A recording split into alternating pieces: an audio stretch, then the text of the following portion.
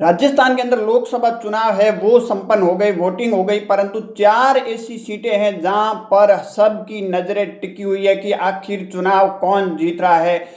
बाड़मेर जैसलमेर हो, जोधपुर हो, नागौर हो और जालोर सिरोही सीट पर सबकी निगाह टिकी हुई है कि इन सीटों पर कौन चुनाव जीत रहा है और फलोदी सट्टा बाजार भी किसको चुनाव जीता रहा है। इन चारों सीटों की आज मैं आपको बताऊंगा स्थिति क्या है और कौन चुनाव जीतने के करीब नजदीक दिखाई दे रहा है, कौन है वो स्थिति, क्या स्थिति बीजेपी की मजबूत है, कांग्रेस की, या फिर बाड़मेर जैसलमेर की बात करें तो यहाँ निर्दलीय चुनाव मैदान में उतरने के बाद में यहाँ का जो दोनों पार्टियों की जो गणित थी वो कहीं न कहीं बिगड़ती हुई नजर आ रही है। तो बात करेंगे इन चारों लोकसभा क्षेत्र की, जिसमें बाड़मेर जैसलमेर हो गया, जोधपुर हो गया और नागौर जहां हनुमान बेनीवाल की पार्टी और कांग्रेस का गठबंधन, उसके बाद जालोर जहां पूर्व मुख्यमंत्री वैभव गहलोत, मुख्यमंत्री के बेटे वैभव गहलोत। सबसे पहले बाड़मेर सीट की बात की जाए, फलोदी सट्टा बाजार क्या कर, अब देखिए फलोदी सट्टा बाजार के रोजाना रुझान है वो अलग अलग आ रहे हैं। कभी जो बीजेपी के प्रत्याशी है उसका अगर देखा जाए तो भाव करीबन 5.25 रुपए के करीबन चल रहा है, 5.25 5.5 के करीबन यही भाव कंटिन्यू ही बताता नजर आ रहा है। परंतु यहाँ कांग्रेस के प्रत्याशी उमेदवार बेनीवाल और निर्दलीय प्रत्याशी रविंद्र सिंह भाटी के बीच में कड़ा मुकाबला है। तो एक दिन फलोदी सट्टा बाजार कांग्रेस के प्रत्याशी के भाव कम कर देते तो दूसरी बार निर्दलीय प्रत्याशी के भाव कम कर देते, परंतु फलोदी सट्टा बाजार भी यहाँ है कहीं न कहीं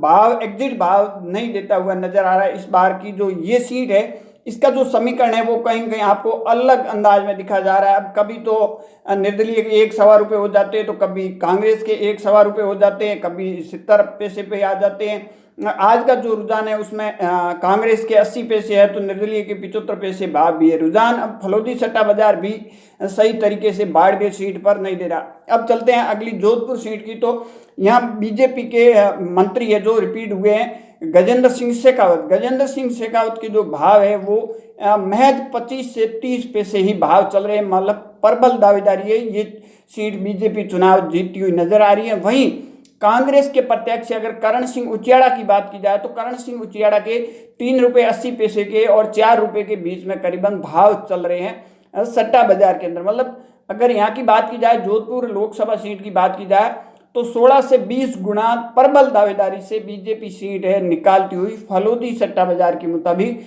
बीजेपी है यहाँ से चुनाव गजेंद्र सिंह शेखावत है, मार्जिन कम रहेगा, जो जानकारी मिल रही है 50,000 मार्जिन रहेगा, परंतु सीट निकली। उसके बाद बात की जाए नागौर की, देखिए यहाँ ज्योति मिर्धा बीजेपी की उम्मीदवार है, तो कांग्रेस के और आरएलपी की गठबंधन में हनुमान बेनीवाल ने यह चुनाव लड़ने के बाद में एक मुकाबला होते।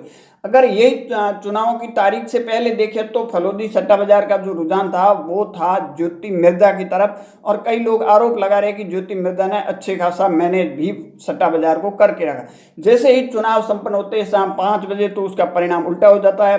सट्टा बाजार के हिसाब में ज्योति मिर्धा का 1 रुपये से 1 रुपये 40 पैसे चला जाता है। वहीं हनुमान बेनीवाल के 90 पैसे जो भाव है वो अब दिखाते हुए कहीं कहीं हनुमान बेनीवाल है वो नागौर सीट निकाल सकते हैं। अब अगली बात की जाए जालोर, यहाँ देखिए पूर्व मुख्यमंत्री अशोक गहलोत अपने बेटे को दोबारा से यहाँ लॉन्चिंग, क्योंकि जोधपुर के अंदर चुनाव हार गए थे, फेल हो गई पहली लॉन्चिंग, अब दोबारा करवा रहे हैं।